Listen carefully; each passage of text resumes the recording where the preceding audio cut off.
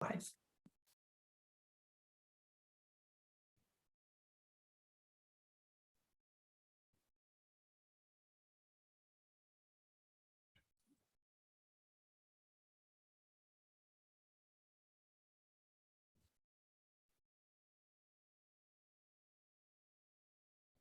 Welcome, everyone. We'll get started in just a minute.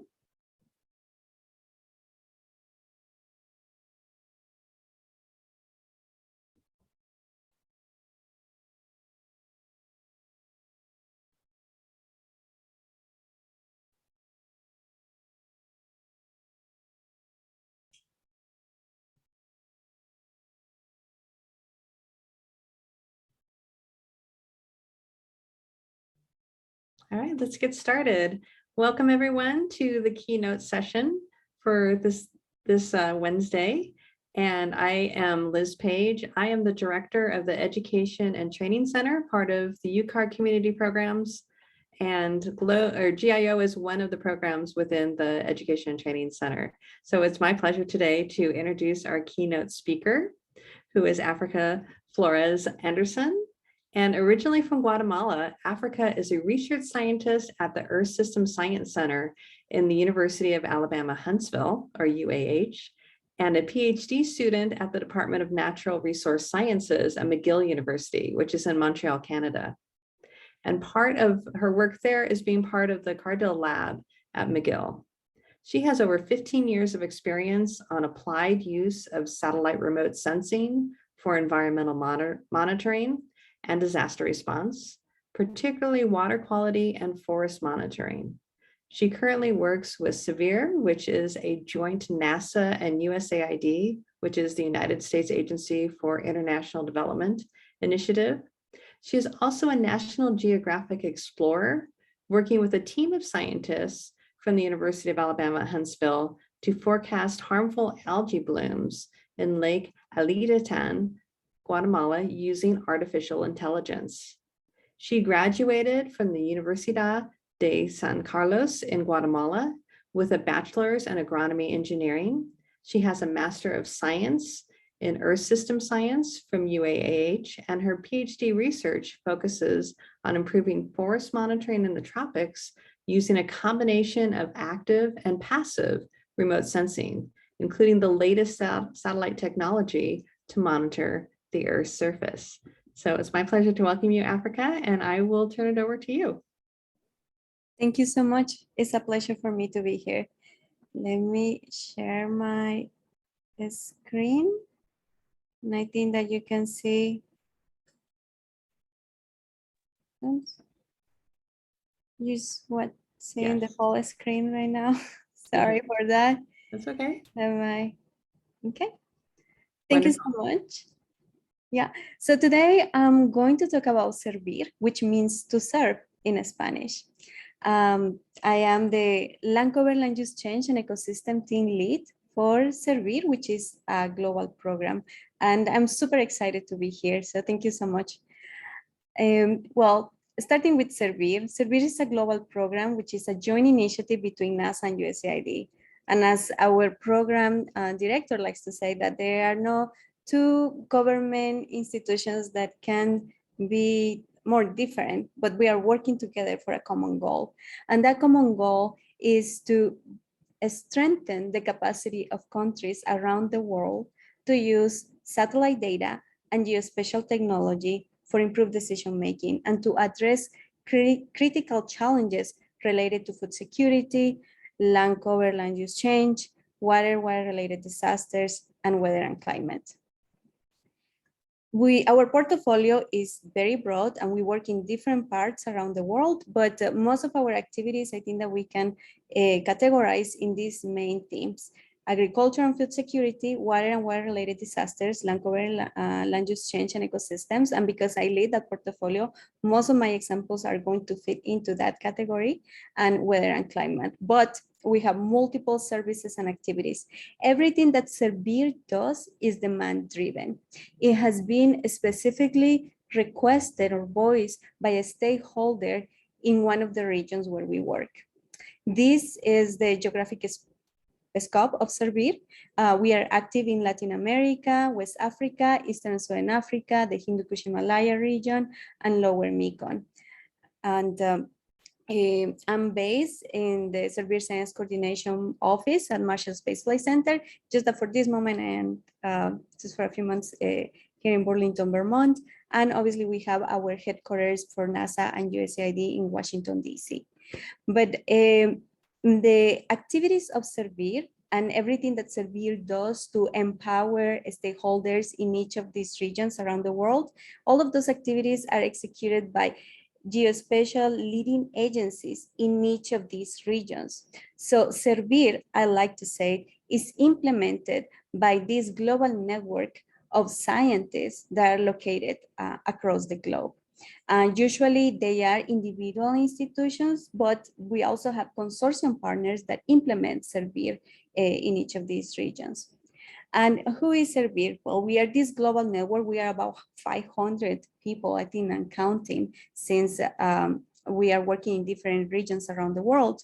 And as I mentioned, there are leading host institutions in each of the regions that implement Servir and that are listed here, but there are also consortium partners that support the implementation of Servir around the globe. We also have a broad network of collaborators that include private sector, other US government agencies, and international and NGO collaborators as well. As part of the NASA contribution to this partnership, we have about 20 principal investigators that through a ROSA solicitation process are selected to support the activities that Servir implements in each of the regions and each of the thematic areas that I mentioned before. Servir is unique in regarding how we do business and how we say that we are strengthening the capacity of countries to use satellite data and geospatial technologies for improved decision making. And for me, this is the secret sauce of Servir. Our niche is in bridging the gap between science and data and end user needs. Everything that we do is demand driven, is because someone needs it. But how do we make sure that what we are creating is something that is informing, that is contributing and not destroying, and that we are not pushing our own science and our own methods? Well, we do it through the service planning toolkit. And I think that this is a process that Servir has very well established to make sure that we are doing things the right way. And all of this starts first by understanding the landscape. Who is doing what and how, what are the capacities of the region, and what are the needs. So there are consultations and needs assessment just to understand first what are the needs. And then there is a stakeholder mapping to understand who is doing what. Okay, regarding this topic, maybe these particular needs, who are the institutions that are already working on this topic? What are the capacities? And what could be our best contribution to that issue? Understanding what is going on in that country or in that region. And then there is a co-development process that we call service design that is done together with a stakeholder institution. After understanding as much as possible the landscape, what is needed, what are the capacities, and who is doing what, and what is going to be our unique component, we have a co-development process to develop the service. And this service can take the form of a tool, information system, a platform, a data set, or a combination of all of them to create something that is going to be useful and is going to have an impact.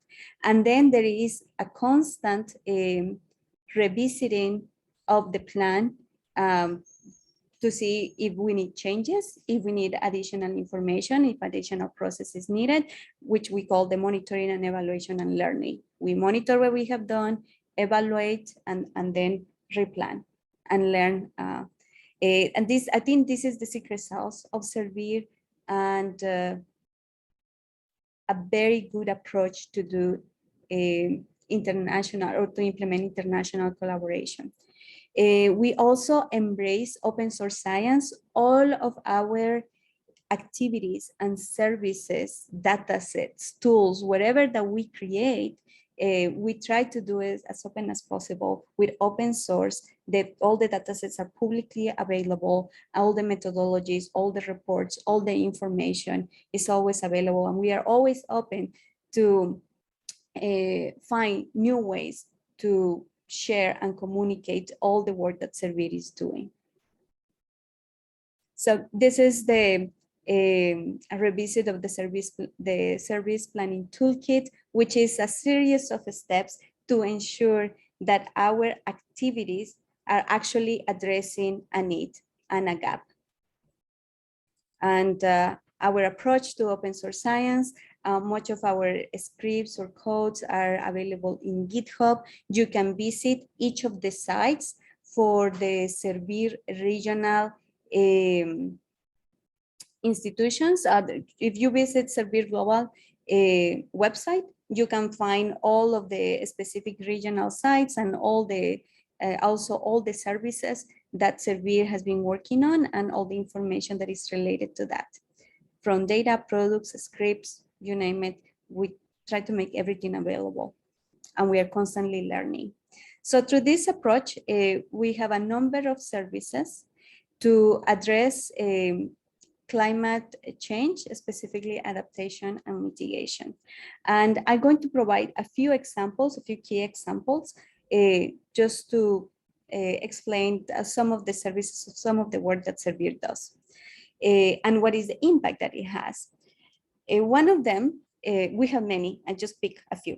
The Servir crop maps that is actually informing the Ministry of Agriculture in Kenya about how to implement the insurance for farmers. So maybe this started with mapping crops in Kenya as a result of a request of the government of Kenya.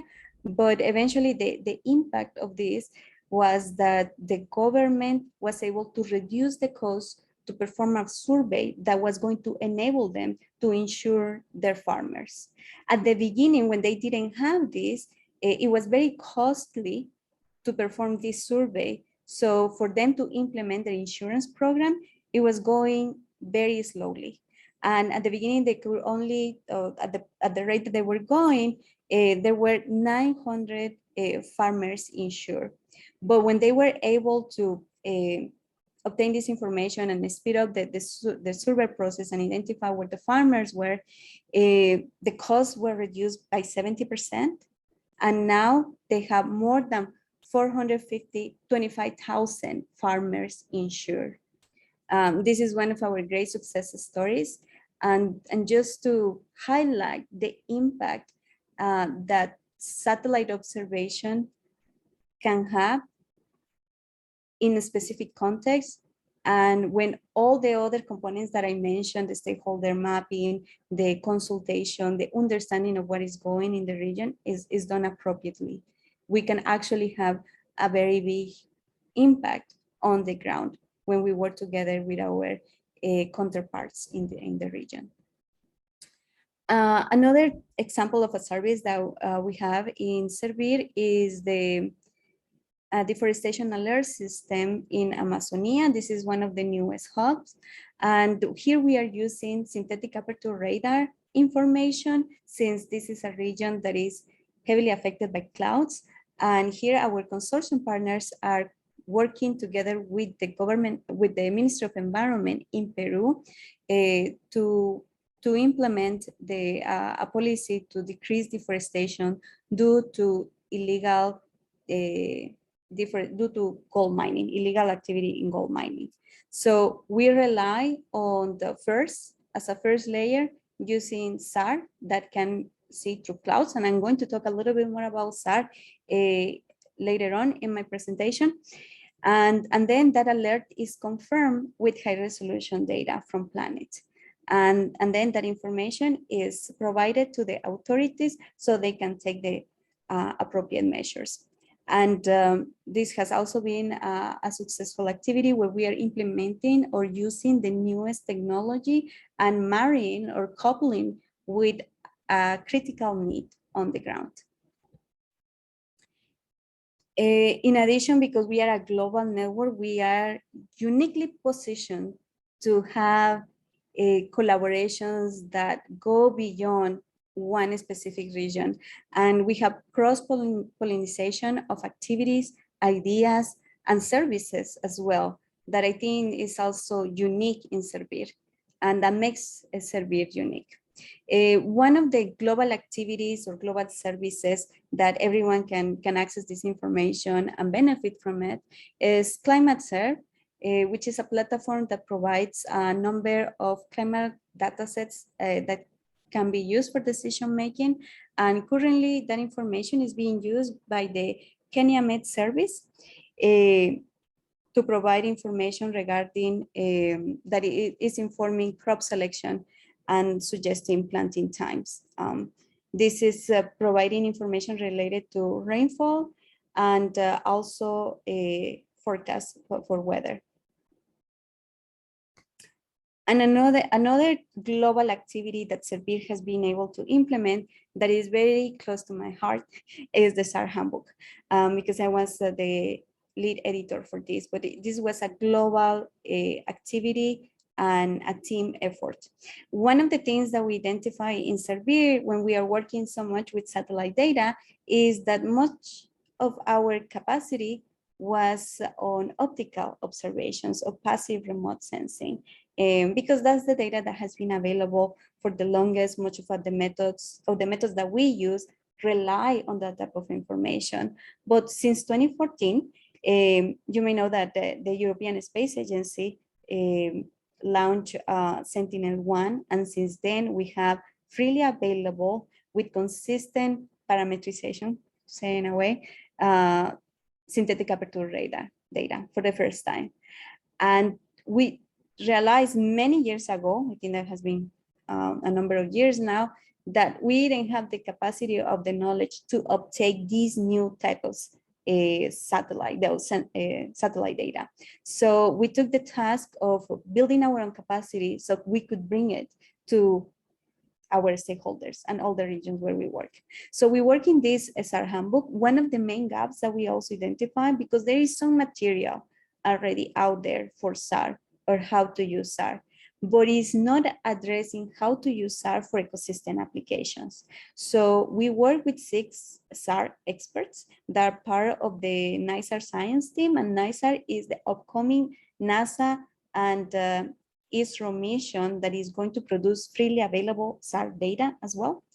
And we created this SAR handbook that is very applied. It's a compilation of applied theory and also exercises that go end to end about how to use the data, how to process it, and how to create a product for forest disturbances, biomass estimation, mangrove mapping, and a number of other ecosystem related applications. We identify it as a gap, and I think we very well map that gap, because since its release, it has had more than 1.6 million accesses. And for this relatively very narrow or targeted type of topic, that's a big number. And it's not only serving our Servir community, but it's a global resource. It's available for everyone. Everyone can take the scripts from there and run them and learn them. We have also created some videos just to lower the barrier about how to start using SAR data. So in YouTube, you can also check these videos, which are animations about how SAR works to monitor forest structure and estimate biomass. And we are super happy with the reception. We were able to build our own capacity. And now many of our services are using SAR data because we understand better now how to make use of this new data set. And this is just an example. And most of my research now is focusing on this because we are in a unique era for satellite observations. We have never had so much data. And we have a lot of optical observations right now. And since the release of Landsat, we have consistent measurements that go from the 1970s to today. And now we have Sentinel-2 from the European Space Agency. We have Landsat from USGS and NASA. And to say, well, do we actually need a sensor that can see through clouds? Where in regions where cloud is a problem, we do. This is an animation that on the right, you can see the same time frame. I'm sorry, and this the legend is wrong. I'm sorry, this should be Sentinel-2 on the right, where you can see the clouds and you can see on the left the same animation with Sentinel-1 data. But how to use SAR is tricky. It depends on the band that you are using and what do you want to see on the ground, and what is the topography as well. And I like to summarize that with SAR data, what we are looking at is not precisely reflectance, but are changes in the structure and moisture of the surface. But you can check the SAR handbook and get more in-depth information about it. Then the other activity that we have been able, and we are actually doing right now as we speak, is that all of our regions around the world with Servir is active is doing land cover mapping. I think is one of the core activities that Servir is doing and is supporting countries to strengthen their capacity to do better land cover mapping for multiple purposes. And we are using different methodologies across the Servir network. And we are also working with multiple scientists that are bringing their knowledge and their algorithms to the Servir portfolio of knowledge. So what we decided to do is, okay, let's evaluate how all of these different methods that allow us to monitor deforestation and forest degradation, how do they compare across different landscapes, because we are uniquely positioned and we are working with people around the globe, and how we should parameterize each of these methods depending upon where we are, because that's going to differ. It's going to be different depending upon where we are. So as we speak, we are creating this. It's like our next SAR handbook, and where we are working with a group of scientists that are from NASA, supported through the NASA ROSE solicitation for Servir, and our scientists from the Servir Global Network and the Science Coordination Office, with the main goal of understanding better how to use these different methods. And also because countries are bombarded like, oh, you should use this method, you should use this method, like here I bring my method. Well, there is nothing better than knowing I can run first. I know how to use all these different methods. Obviously, we are no have a exhaustive list of all of them at the moment, but the principles is what it counts. And second, they will know now what we are going to generate, how are they different, and what may be best for the region where they are, which is the best. And also another thing that makes Servir unique is the power of this global network. We are a big team, everyone working together for the same goal. And this is one of the latest peaks of the, obviously he is not capturing everyone, but one of the global meetings that we had with Servir before COVID happened. And I don't think that we have had one since then. But this is just a snapshot of the larger team that has been able to generate so much knowledge and good in each of the regions and at the global level as well. And as I mentioned before, we are in a unique era of satellite remote sensing because we have never had so much satellite observations. When I started in Servir was in 2008. And by then, like it was the beginning of the year, Landsat hasn't been released yet. And one of the things that Servir brought to the table was that we could provide for free Landsat data. And at that time, when we were working with satellite data, it was like one image and you do the analysis for that one image and you release your product, your assessment.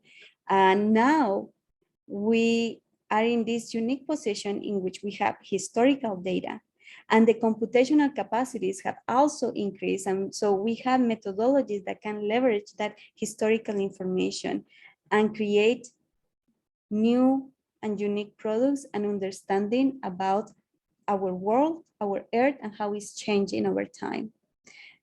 There are new missions that are going to be launched and are going to generate more information that are just adding to this plethora of data. And at least from the optical side, we have the combination of all the Landsat missions together with Sentinel-2. And so that means that we have an observation of any given point on Earth from every day to 2 days approximately, if we join that type of information. And this is medium resolution or high resolution for some, working at 30, 20 meters. And we also have temporally a high resolution data from planet at high resolution, but not that many spectral bands. And in addition to that, we have also active sensors providing data on the operational basis, such as Sentinel-1. Landsat is going to launch NISAR in the coming years, and we are preparing as much as possible to uptake that information in our services and make them the best of it. And this has allowed us to understand our Earth and the processes at an unimaginable level. And I have been very fortunate to be able to use this data, through my work in Servir and through my own research to go back to my country and produce something that is meaningful and that hopefully it can create awareness about what is going on with the changes in our water quality. This is my work for Lake Atitlan, which originally we start mapping back in Servir in the hub in Central America in 2009, when the first algae bloom took place. It has been the largest algae bloom in the lake. It covered about 40% of it, and at its highest point, and it lasted for about a month. And we used multiple sensors to monitor the algae bloom. But one key characteristic of this, Lake Atitlan is a landmark for Guatemala. It is the second most visited site in the country. I always say that there is no bias because I'm from Guatemala, but it is the most beautiful lake in the world. And it is surrounded by volcanoes. It's a hotspot of biodiversity and a hotspot for economic importance as well. And since 2009, algae blooms have occurred in the lake. Unfortunately, the frequency has increased. It used to be almost one every year, and there were some years that we didn't have. But during the last years, the last decade, we have had more frequencies of algae blooms. The algae blooms haven't been as big as the one in 2009, but they are definitely occurring, which means that the algae is there. And through the work that we are doing with National Geographic and Microsoft, we are able to forecast algae blooms, pairing with other technology, not only satellite data. But I think that the example of the work that not only me, but also my colleagues are doing in each of the regions through Servir, and it doesn't have to be through Servir, but it's a big reminder of all the things that we can do for our home. And looking back at the places from where we are, I think that there are many things that students, teachers can do and leverage, because there is a lot to do yet. There are a number of global products of regional data sets, but when you try to use those data sets for your own country, your own community, you're going to find out that there is a lot of error. So all of those data sets need to be calibrated and validated for your own conditions, for their own landscape, the unique landscape that you are working on. And there is a lot of work to do there, and a lot of new discoveries as well.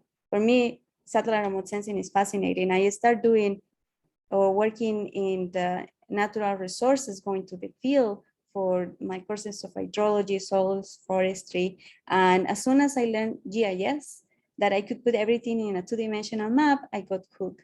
And then I learned about remote sensing, and I not that I don't want to go back to the field. The field is still so important because this is the only way that we can calibrate and validate our products. But it's definitely the special point of view that you can get from this information. The geographic scope that you can cover with the data is very different and is very impactful. And I think that's all that I have for today. Please visit servirglobal.net for more information and all the resources that I mentioned or the services that I mentioned. You can find more information there. So thank you so much for the opportunity. And here is my Twitter handle as well.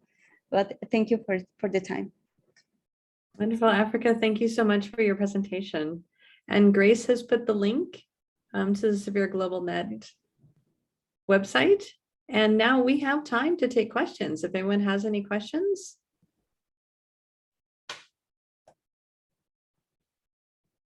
You can type them into the chat since this is a webinar.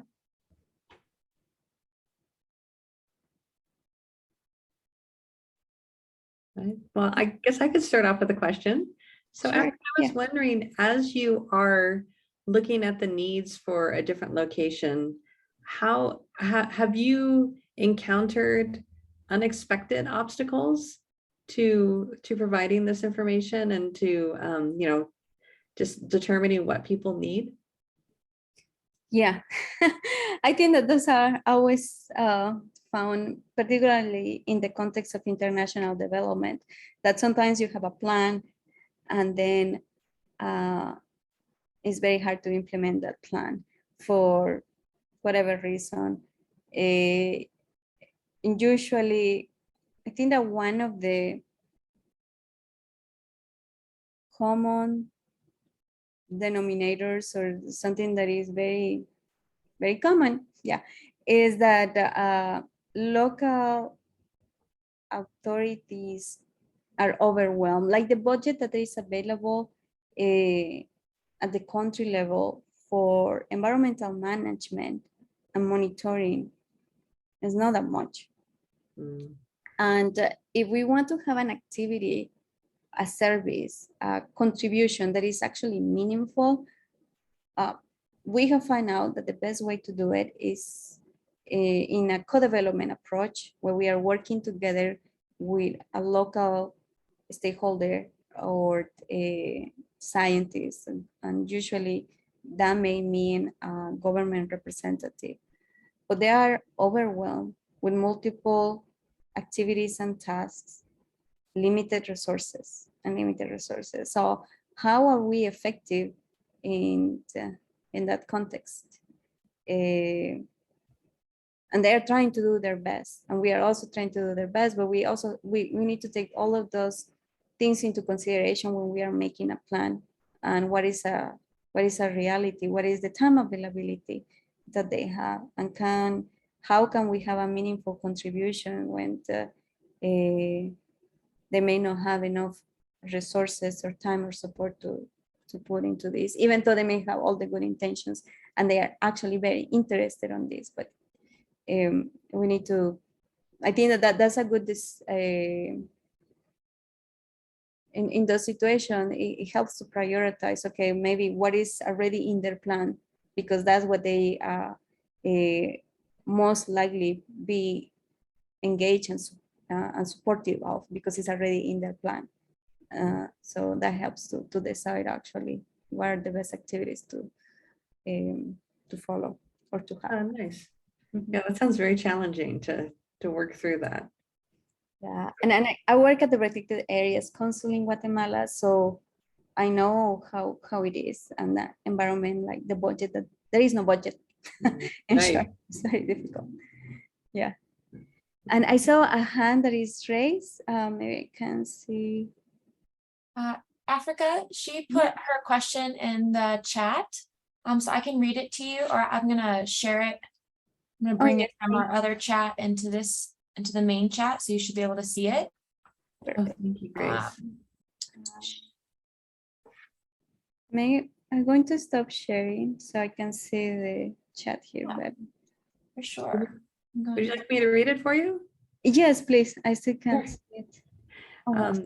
Do you have a project about forests and about chocolate farmers and integrative distribution at this time using free trade, government support, or plant protection and quality control, given the protection and plant threats during or before climate change? Could we work with you on studying this and using GLOBE protocols for classrooms about compassion, business, and agriculture, as well as worldwide equity and solutions historically and in the future to make the world more understandable to at-risk public school children? Yes, thank you. And actually, yes, this is a project that is implemented by one of our Servir AST PIs. That's how we call our applied sciences team. Nayara Pinto from JPL, and where she's working in Amazonia. So I will be happy to share the contact for the hub and Nayara to see what can be do together. I know that she was doing a lot of work mapping cacao plantations, which is very challenging. And that's why one of the activities was to do it with synthetic aperture radar and other active sensors together with optical data. But even though when there is usually cacao is covered, is under shade, so there are trees and it just looks like forest. But I think that there is definitely an opportunity to collaborate there, and we have to check in which step of her project she is, because most of these PIs are ending their projects between this year and next. So, but definitely, so I don't know, it is from Grace. No, this is actually from Cynthia Bo-Labo. Yeah, so people are putting putting questions into the Pathable chat, so I'm bringing them over for you. I see. Yeah. Now I see it. Yeah. So maybe if I can get the email, or they can email me, so I can follow up with an email for Yeah, sure. and I added your email, Africa, to the main chat, so they're more than welcome to reach out to you if that's okay. Thank you. Yes, Of course. I see now.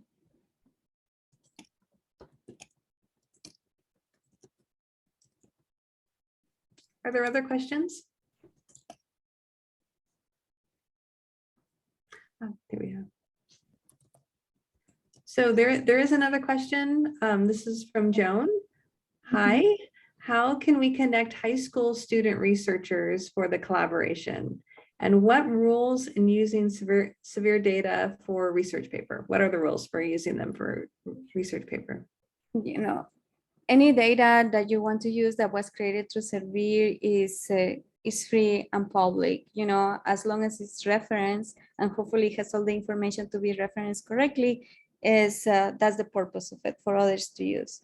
Regarding how to collaborate, with high school, I think that this will depend, are these high school in the US or abroad? If they are abroad, that I think that will be maybe some of the most appropriate one, because that's where we have Servir in these regions.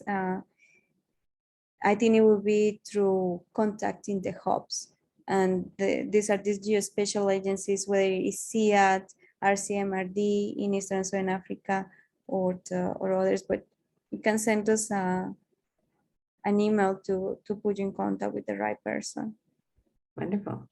Wonderful. Thank you. Yes. Are there other questions in the audience?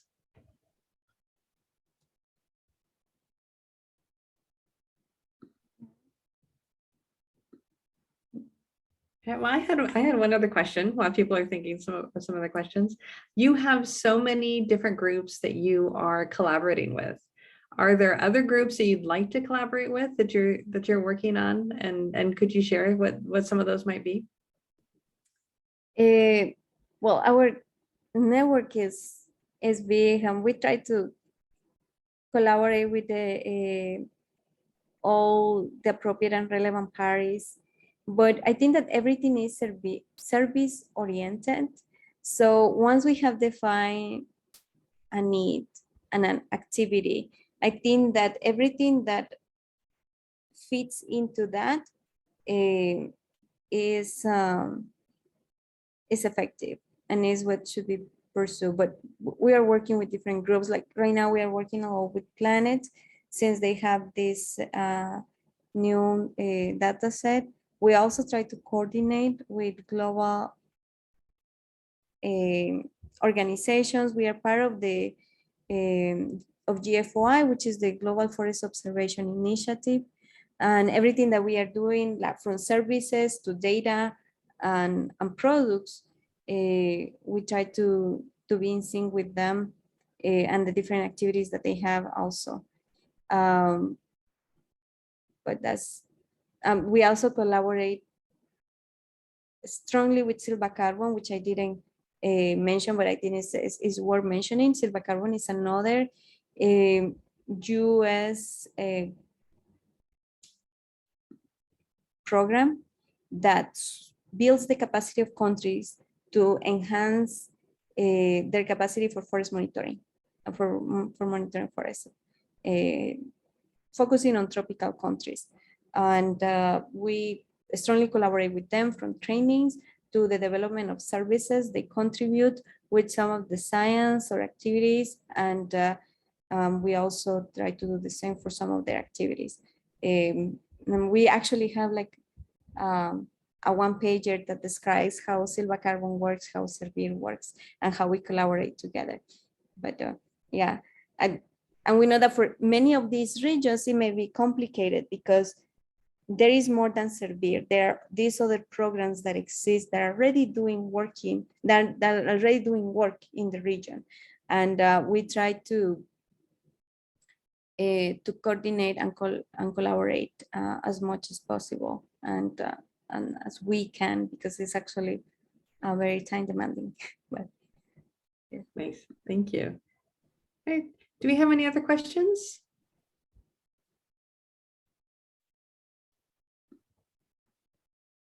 Give it a minute. Okay.